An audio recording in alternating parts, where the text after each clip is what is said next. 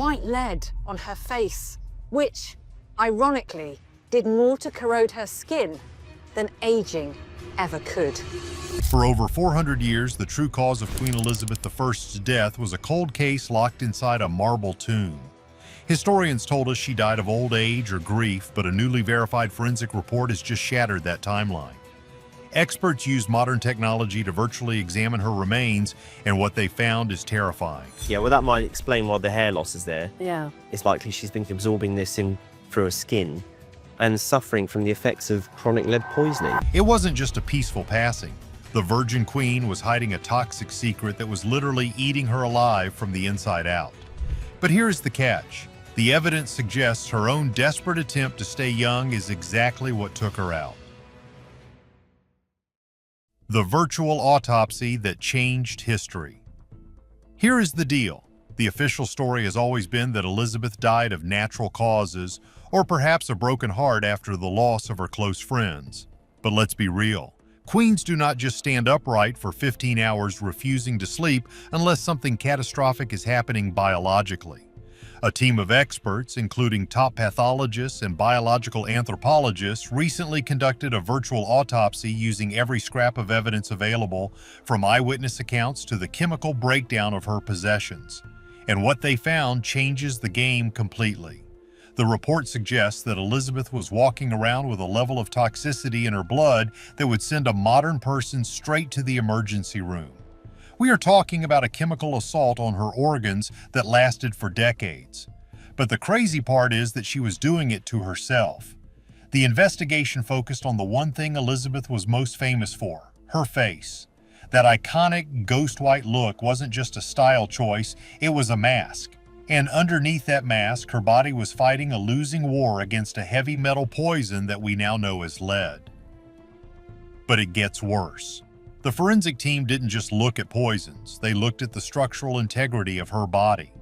They analyzed reports of her inability to speak, her swelling, and the terrifying fact that her coronation ring had to be sawed off her finger because her flesh had swollen around it.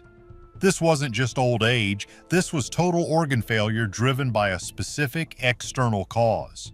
The verification of these details implies that the Queen of England spent her final years in a state of septic shock and chemical psychosis. The most shocking fact is that this report validates a rumor that was dismissed for hundreds of years as Catholic propaganda.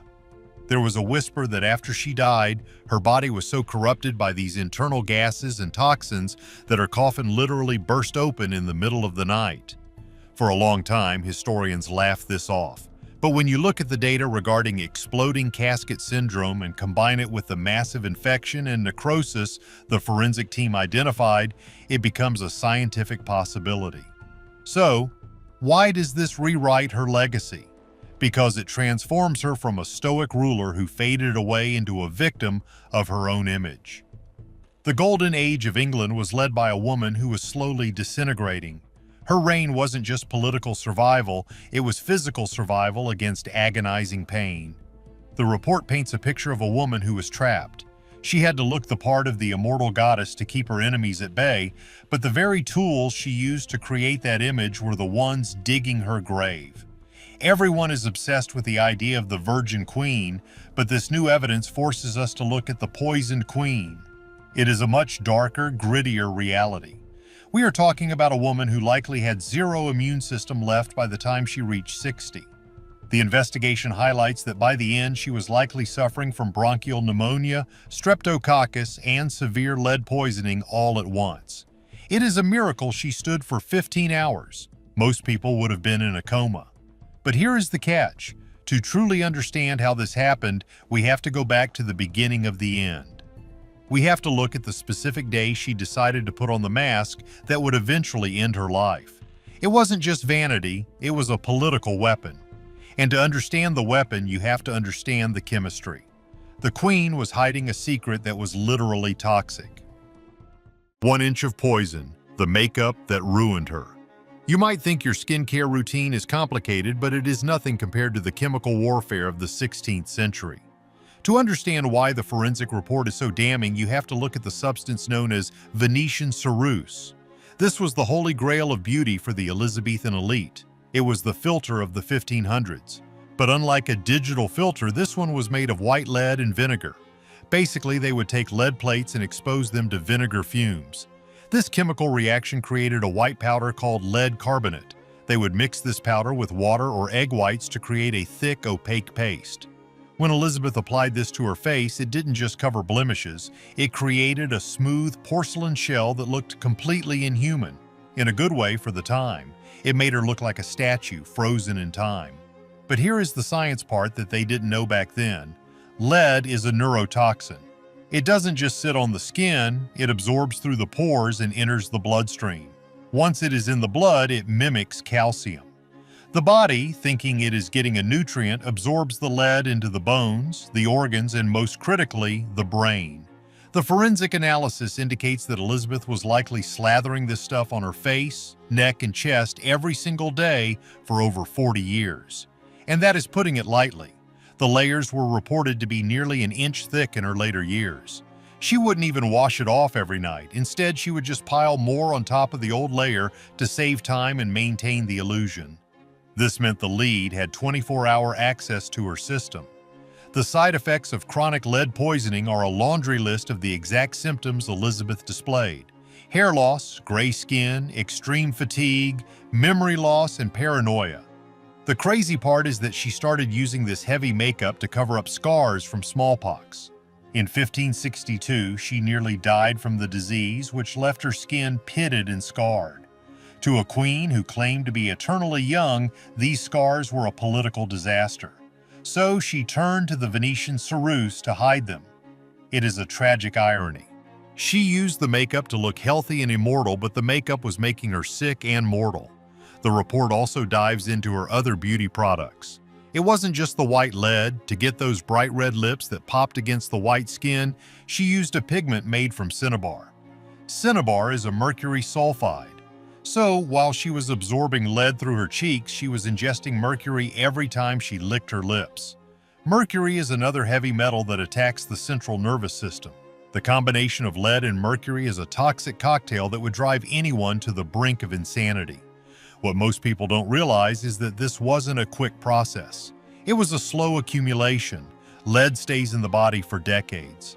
By the time she was in her 60s, her bones were likely saturated with the metal. This would explain her documented melancholy and her erratic behavior. The verified forensic data suggests that her brain was physically changing due to the toxicity. She wasn't just grieving, she was chemically compromised.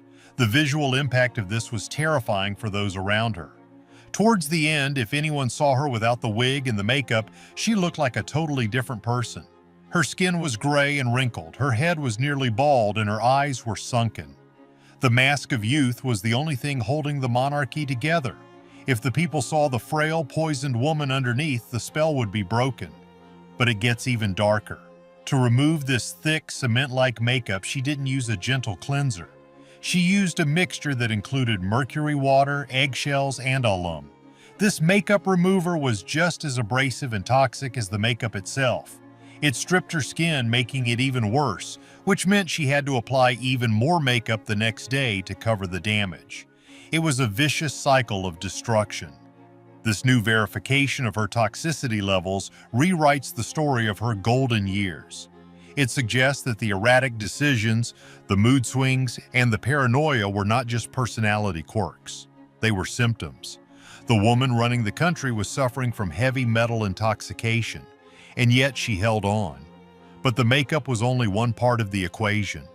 There was another source of pain that was festering in her mouth, and the forensic report has a lot to say about that too. Her smile was hiding a rotting secret: the infection that poisoned her blood.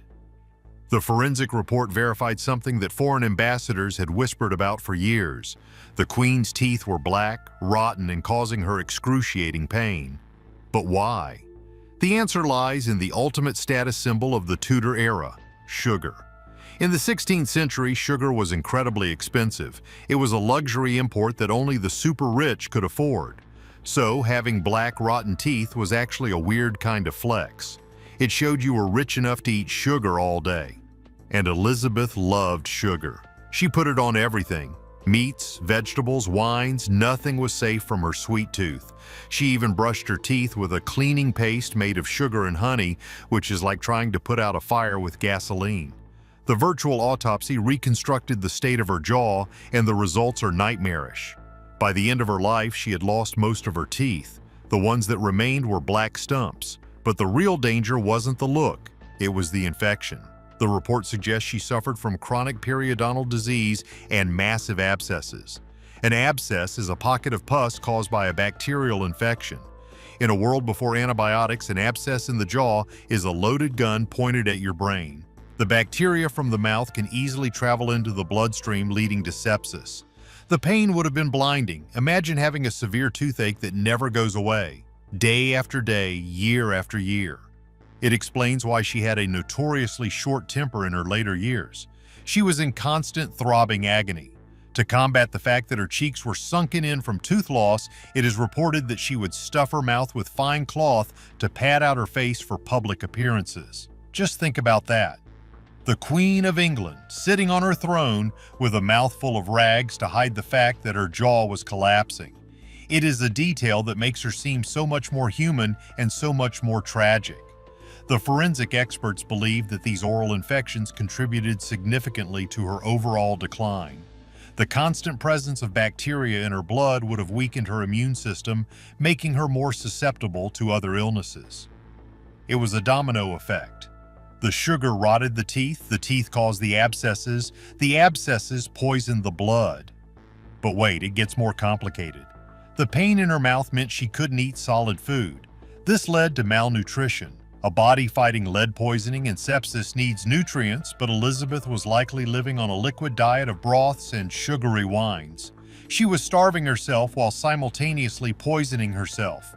The report highlights that her refusal to eat in her final weeks might not have just been a depression tactic.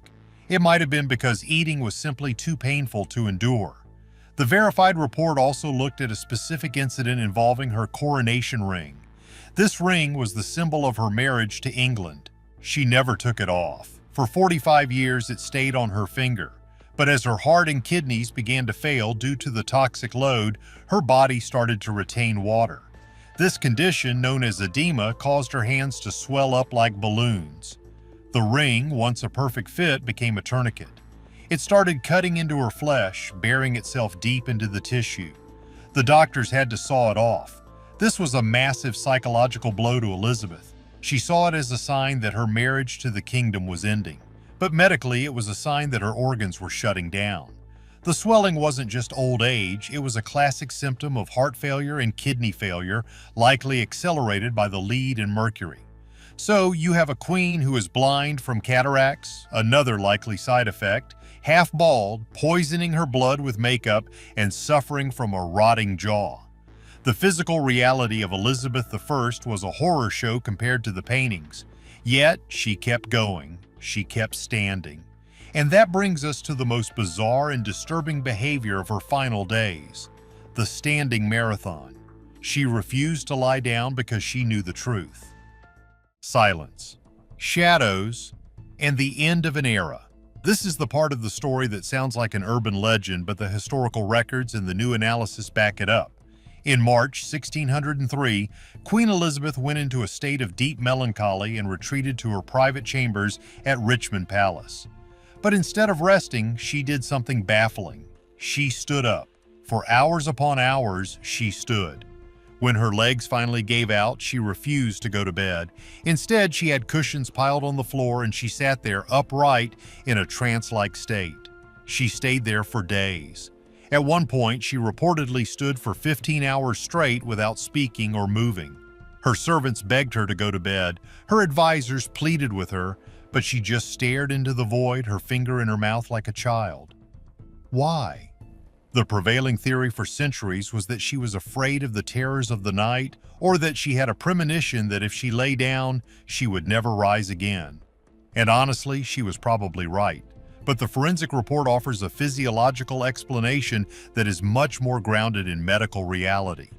The experts suggest that the fluid buildup in her body, the same fluid that made them saw off her ring, was filling her lungs. This is a condition called pulmonary edema. When you have fluid in your lungs, lying flat makes it feel like you are drowning. You literally cannot breathe.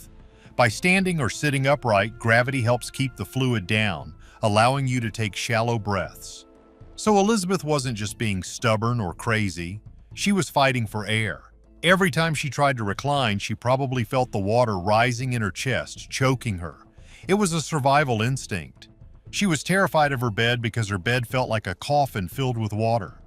This sheds a whole new light on her madness. She wasn't insane, she was suffocating. The silence, the refusal to speak, was likely because she needed every ounce of energy just to breathe. Speaking requires breath control that she didn't have. The finger-in-the-mouth behavior could have been a way to soothe the pain in her gums or a sign of senile regression brought on by the lack of oxygen to the brain. The report also touches on the emotional weight she was carrying. We cannot ignore the depression. She had just lost her close friend and cousin, the Countess of Nottingham. She was haunted by the execution of her favorite, the Earl of Essex. The combination of grief and hypoxia, lack of oxygen, created a state of delirium. She saw visions. She claimed to see her own body lying on the bed, a hallucination known as autopsy, often reported by people near death. Finally, her resistance broke. Her advisors and servants physically lifted the frail queen and placed her in her bed. As soon as she was horizontal, she slipped into a deep sleep, or perhaps a coma. The fluid would have overwhelmed her lungs. She died in the early hours of March 24, 1603. The transition was peaceful, according to witnesses. She died mildly like a lamb, easily like a ripe apple from the tree.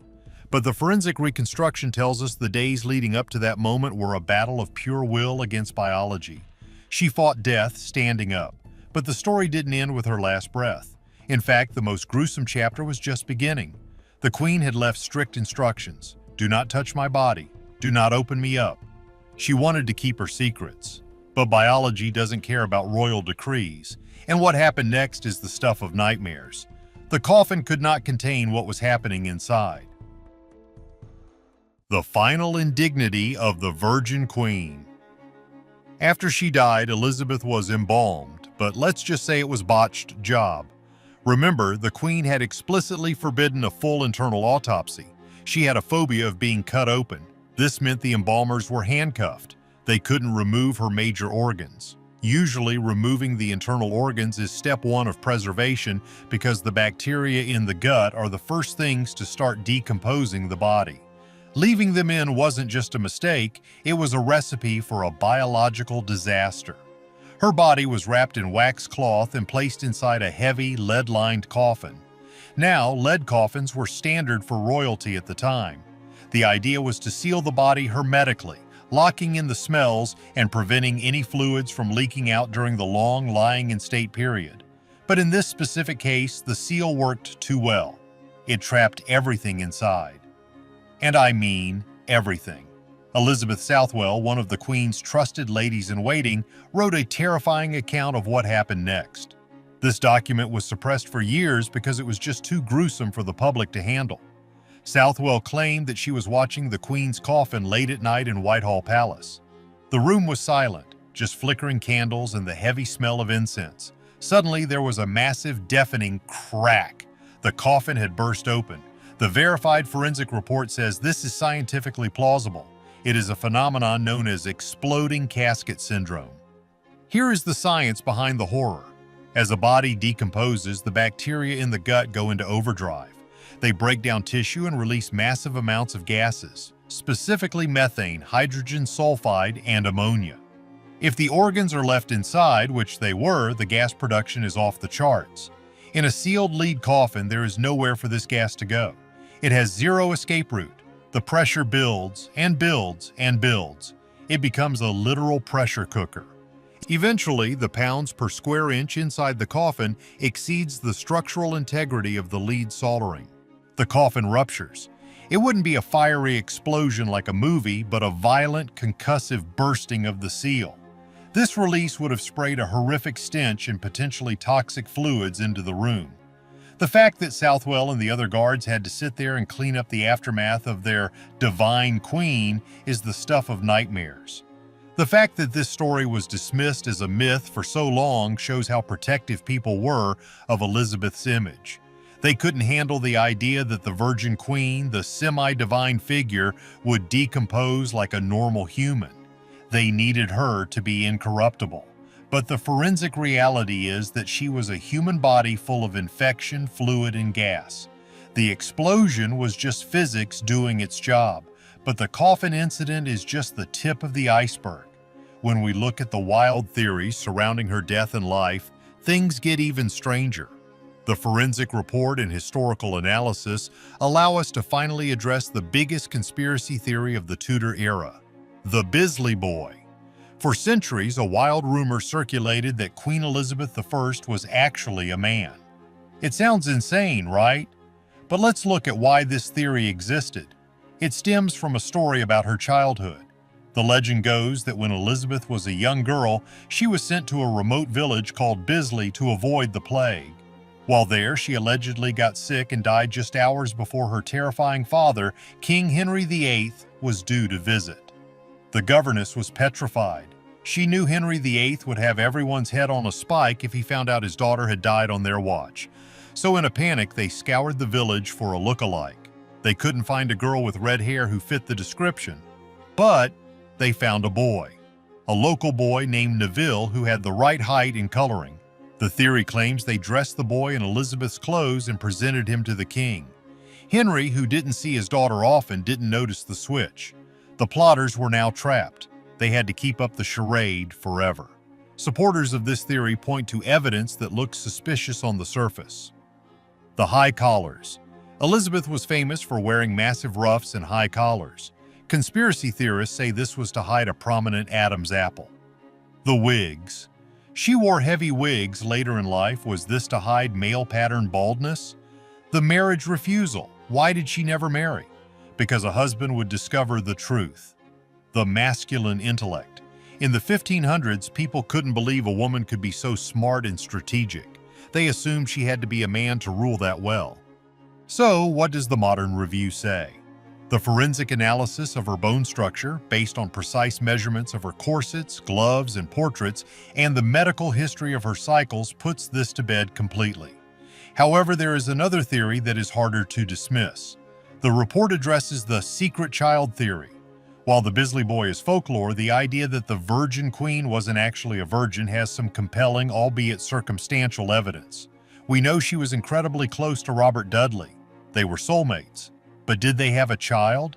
In 1587, a man turned up in the court of Spain. His name was Arthur Dudley. He claimed to be the illegitimate son of Queen Elizabeth and Robert Dudley. He didn't just shout this in the street, he had a detailed story. He claimed he was spirited away at birth and raised by a servant of the court. Why is this wild theory interesting to historians today?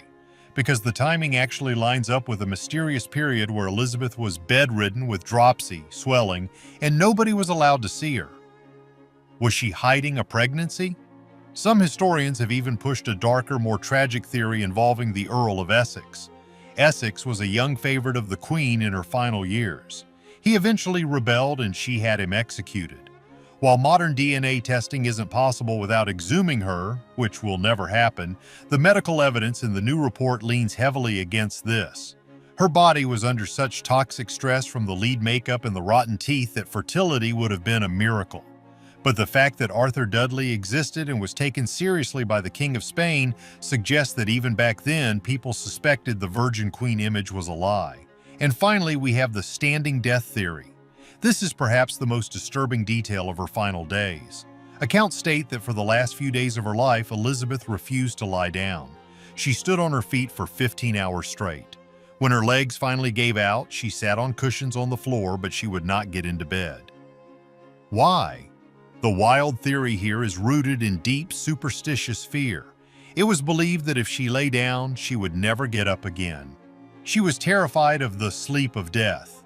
She believed that by sheer force of will, if she stayed upright, she could command her heart to keep beating.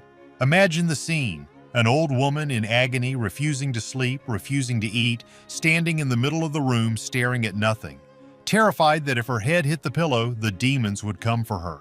It paints a picture not of a glorious ruler, but of a terrified human being facing the great unknown. She also allegedly banned mirrors in her final years.